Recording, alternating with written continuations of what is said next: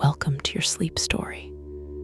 I'm so glad you're here tonight. Whatever this day was, however long it felt, however much it held, it is behind you now, completely behind you. You made it through, and that is everything. So let's begin. Before I take you anywhere tonight, I want to count you down from 10 to 1. And as I count, I want you to allow yourself to sink just a little deeper into wherever you are right now. Feel the weight of your body. Feel what is beneath you, holding you. And with each number, just let go a little more. 10. Allow your eyes to close, gently, completely. There is nothing you need to see right now. 9. Feel your shoulders and let them drop as far as they want to go. 8. A slow breath in through the nose. 7. And all the way out. 6. Your hands. Feel them opening. Whatever you've been holding today, you can put it down now. 5. Your jaw is soft. Your face is soft. 4. Your legs are heavy. Warm. 3. You're drifting. Not asleep yet, but moving that way. 2. The day is behind you, completely and entirely behind you. 1. And now, tonight's sleep story. The relaxation. Before we go anywhere, I want to stay here with you for a moment. Just here, just now. Because this moment, this exact moment, right now, where you are lying in the quiet, deserves a little attention, a little kindness. Take a breath in for me, from the very bottom of the belly, good, and let it go. And as you breathe out, I want you to imagine that everything you were carrying today, every worry, every unfinished thought, every heavy thing is just leaving with that breath, just drifting away. You don't have to solve anything tonight. You don't have to figure anything out. You don't have to be anything other than exactly what you are right now. A person who deserves rest. A person who deserves sleep. Because you do. You really do. Whatever happened today, whatever was hard, whatever felt heavy, you made it through. You are here. And that is enough. That is more than enough. You are safe. And you are here. Bring your awareness gently to your feet now. Just notice them and allow them to soften. The toes uncurling, the arches releasing. All the small held tension of the day simply letting go. Let that softness travel upward, through the calves, through the knees, the thighs. All of it warm, all of it heavy, all of it resting now. Your lower back, your hips. Allow yourself to feel the surface beneath you taking your weight completely, fully. You don't have to hold yourself up anymore. The earth has you. The stream has you. The belly soft. The chest soft. The heart beating steadily as it always has. As it always will. Your shoulders dropping. Your arms heavy and warm. Your hands open and still. The neck long and loose. And your face, let the jaw go. Let the forehead smooth. Let the eyes be completely still behind their lids. There you are, from the top of your head to the tips of your toes, completely soft, completely warm, completely at rest. You've done beautifully. Now, let me take you somewhere. Somewhere the water wheel is still, and the millstone is quiet, and the stream moves slowly through the meadow, and the old mill has been here longer than anyone can remember. Come with me. The lane, imagine a lane in late summer.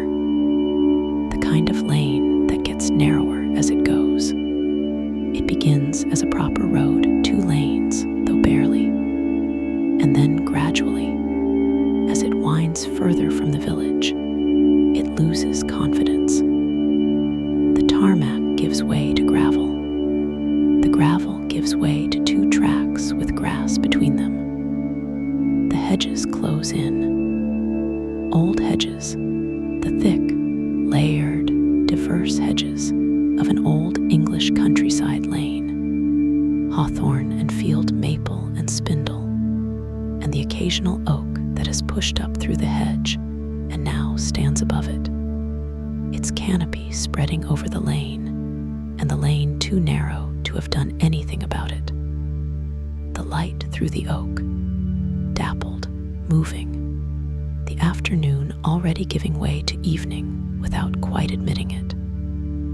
And then the sound.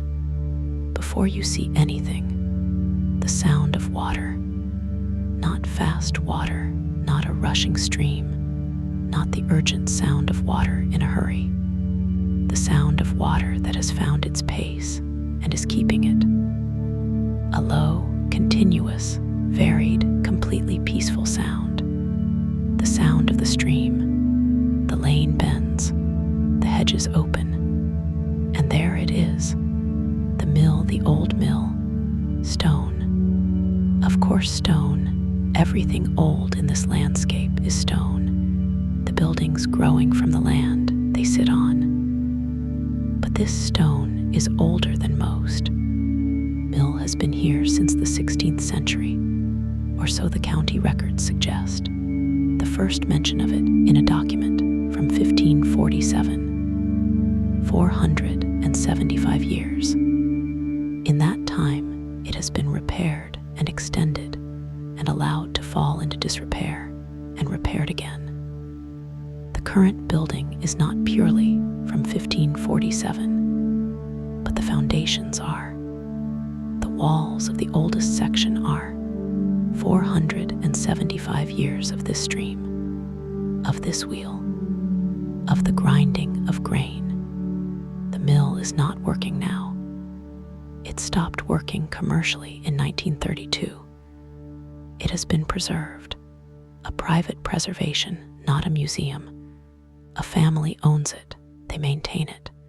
They keep the wheel in condition. They keep the millstones. They keep the records. They live in the mill cottage beside it. It is their home. It is also 475 years of history. Both. The stream, the stream. This is the mill's reason for existing. The mill exists because the stream is here. Stream flows from the hills to the east, gathering the water of the valley as it goes, arriving at this point with enough flow and enough fall to turn a wheel. Not a large stream, not dramatic. A mill stream, exactly the right kind of stream for a mill. Not a torrent that would overwhelm the mechanism. Not a trickle that couldn't turn a wheel. The particular volume and speed and consistency of a mill stream. It has been flowing here since long before the mill, since long before anyone settled this valley. The stream made the valley. The stream deposited the meadow. The stream will be here after the mill is rubble. Tonight, the stream low and clear, the summer having drawn down its level, the water moving between the stones of the stream bed, with a sound that is the sound of shallow water over smooth stone. A sound that is entirely this place, and no other the wheel, the water wheel. Still, it is not turning tonight. The sluice is closed. The gate that controls the flow of water to the wheel's channel has been shut. The water diverted around the wheel given its rest. The wheel rests most days now. It turns on special occasions, the demonstrations that the family does sometimes, the times when the mechanism is run to keep it in condition, to verify that everything still works. But tonight, still, the wheel enormous, larger than you expect. The wooden paddles, new wood, recently replaced. The preservation of an old wheel, requiring the constant replacement of parts that deteriorate. The iron of the axle and the hub, original or nearly. The of the 17th century, made to last. The wheel wet, the stream flowing past it, the water catching at the lower paddles even in their rest. The wheel unable to be entirely still so long as the stream flows beside it. A very slight movement, a very slight trembling, the wheel wanting to turn, the water asking it to. Ruth, a woman, is at the mill pond, standing, looking at the water. Her name is Ruth. She is 61. She and her husband David have lived in the mill cottage for 20 years, bought it from the family that owned it before them, who bought it from the family before them. The mill has passed through several families. Ruth is the current keeper. Not by title, she is not employed as a keeper. She owns the place, but keeper is what she is. She keeps the wheel. She keeps the millstones. She keeps the records. She is in correspondence with the county archivist, with the heritage organizations, with the network of people who care about old mills and their preservation. She does not do this because someone told her to. She does it because the mill requires it. Because 475 years of history requires someone to take responsibility for it in the present. She took responsibility. She tends it. The way all of the people in these stories tend what they tend, by showing up every day, paying attention.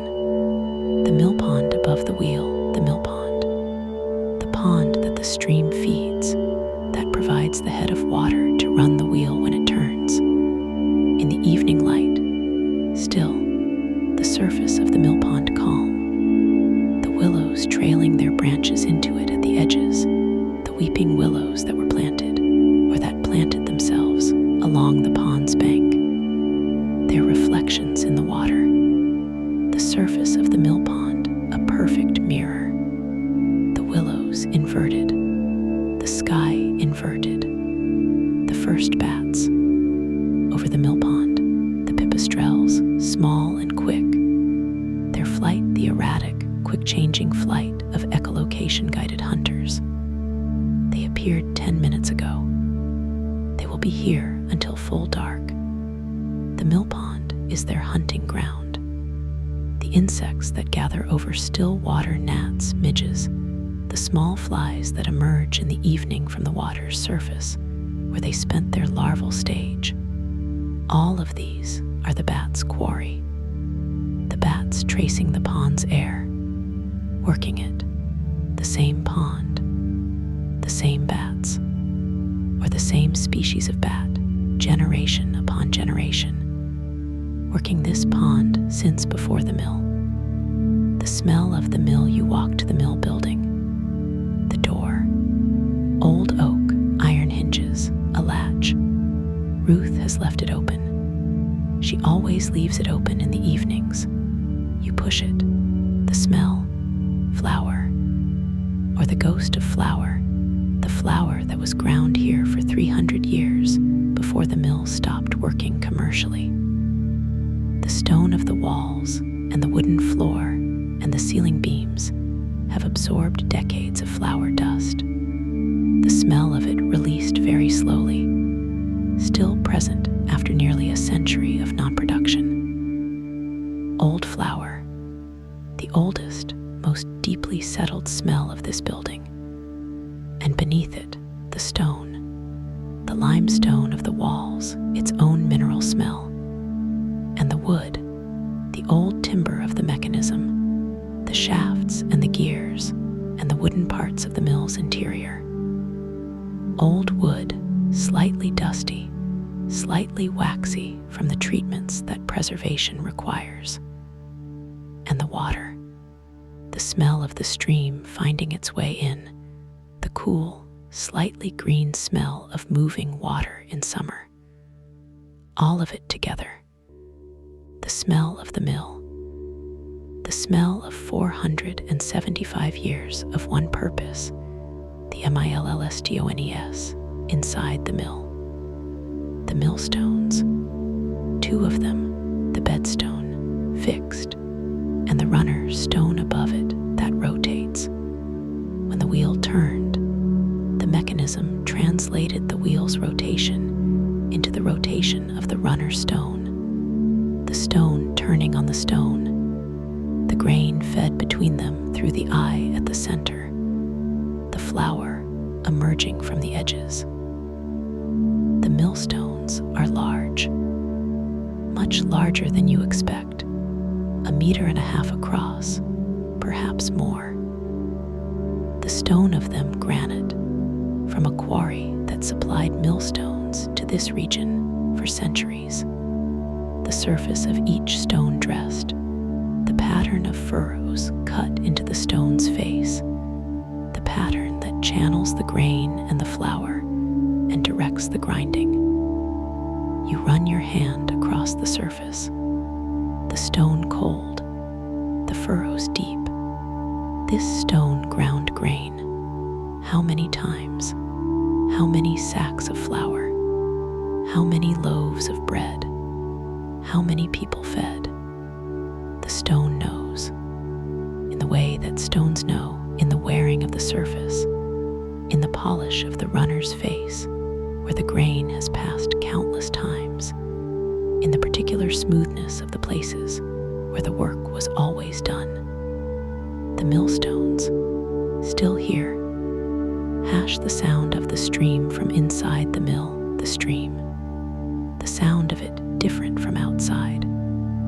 The stone walls of the mill amplify some frequencies and dampen others.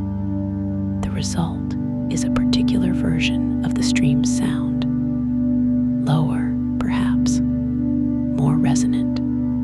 The stream is always audible from inside the mill. This is part of the mill's character.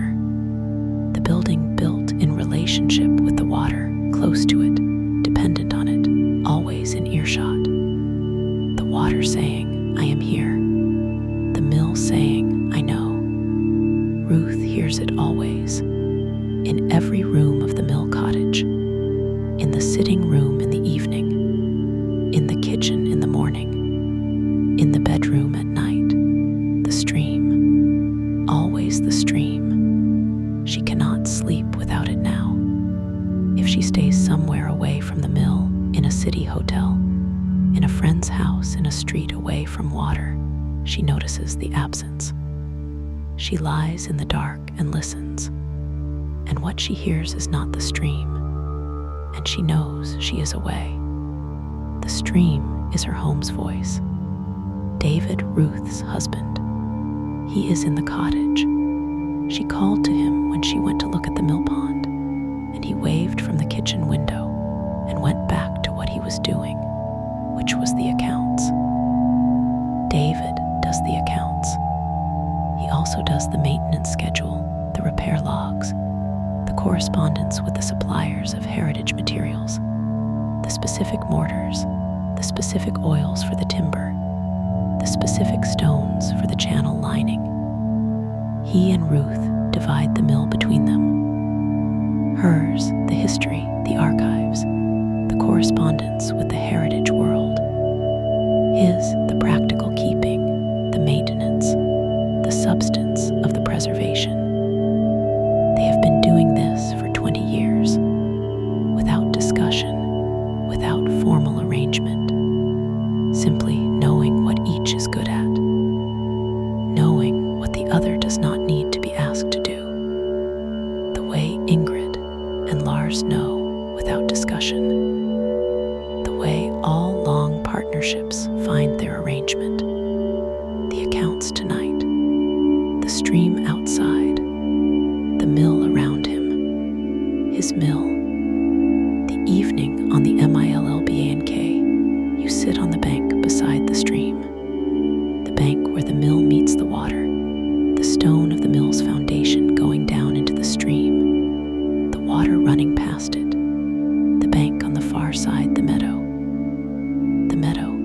damp, the meadow grass in late summer heavy with the moisture it has accumulated from the stream, and the morning dew and the summer rains.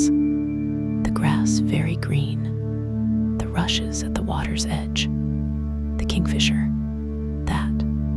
a kingfisher, a flash of blue and orange, moving fast, arrow straight, low over the water. Gone before you fully register it. A streak of impossible color over the quiet stream. Gone. Ruth saw it. From the mill pond bank she saw it. She always sees it. She knows the kingfisher of this stream. Not personally, she cannot identify individuals of a species she cannot mark.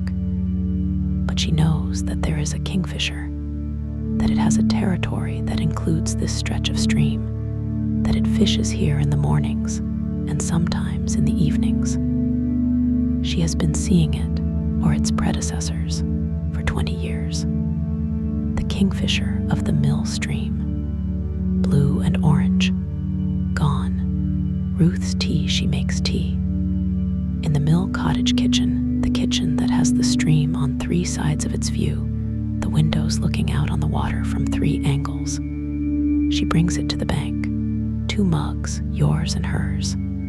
She sits beside you, the stream, the mill pond above, the wheel beside, the bats still working the pond's air, the light fatting. She holds her mug in both hands. She looks at the water. You do the same. Neither of you says anything. There is nothing that needs saying. The stream says everything. The water moving over the stones, the sound of it, the particular sound of this stream at this stretch, the sound that Ruth has heard for 20 years and would know anywhere.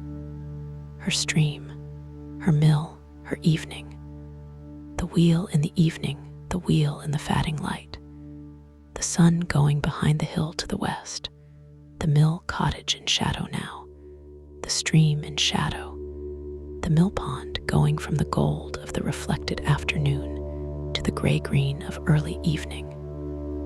The wheel, its shadow on the water beside it, the paddles catching the last of the direct light at the top of their arc, just the topmost ones, just the ones still in direct sun for a few minutes, and then not.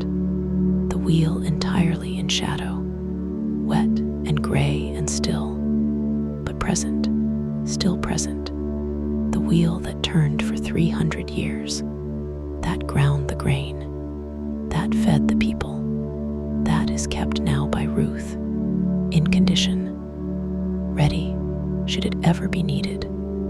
Should someone ever need the mill to turn again, she keeps it ready. Not because she thinks this will happen, because the mill deserves to be kept ready. Because 475 years of purpose deserves that much. Growing still, the tea is finished. The mugs on the bank, the stream running, the bats over the pond, the wheel still. Ruth is still. You are still. If thoughts are arriving, and they probably are, because that is what minds do, they are not staying long. They come. You notice them. They go. Like the water over the stones, moving through, not stopping, the stream carrying them, as the stream carries everything. You don't need to hold any of them, just the bank, just the tea mug cooling, just the sound of the water, just the wheel still in the gathering dark. Peace lives by this stream, in the water and the millstones and Ruth's 20 years of faithful keeping. Tonight it is yours. Good night, you are doing so beautifully. The day is done. You came down the lane to the mill tonight. You heard the stream before you saw it. You looked at the wheel and the mill pond and the willows in the water. You ran your hand across the millstone. You saw the kingfisher. You sat on the bank with Ruth and your tea while the bats worked the pond. The mill received you, as old working places receive people who come to them with respect, with the smell of old flour and the sound of the stream and the sight of the wheel that could still turn and Ruth who keeps it ready.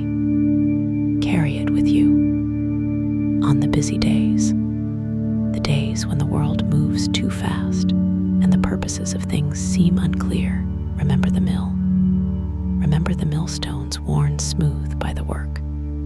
Remember that the stream has been here longer than the mill and will be here longer still. Remember Ruth, keeping it ready, because it deserves that.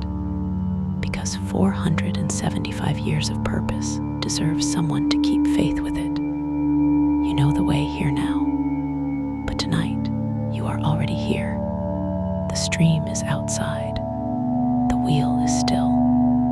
The millstones are in their room. Sleep now, deeply, completely.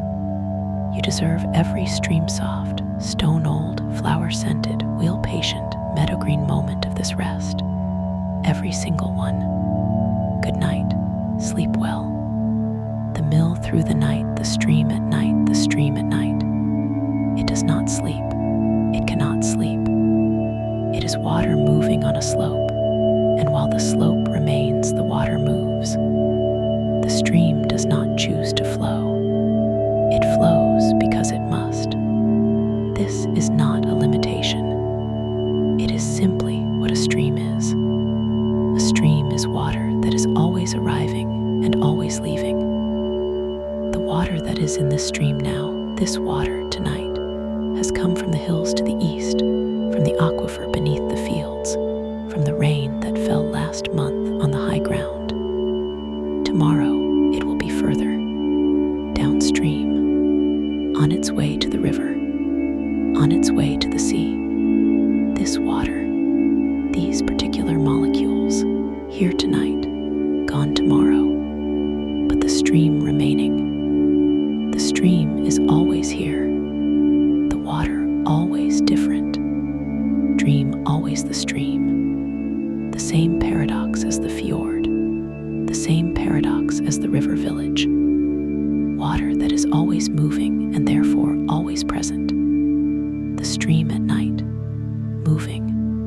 Hash the mill in the dark, the mill at night, the interior dark, the millstones in their room dark, the gears of the mechanism, the wooden gears, the iron shaft, the drive from the wheel to the stone still. But the sound, the stream. From inside the mill at night, the stream is very present. The stone walls carrying the sound, the water saying what it says. I am here. I have always been here. I will be here. The mill around it, listening, as it has been listening for 475 years. The mill and the stream, in their particular relationship, neither making sense without the other. The otter in the mill stream. At 2 a.m, an otter, working the stretch of water below the mill, where the stream runs slower and the fish pool in the quiet water.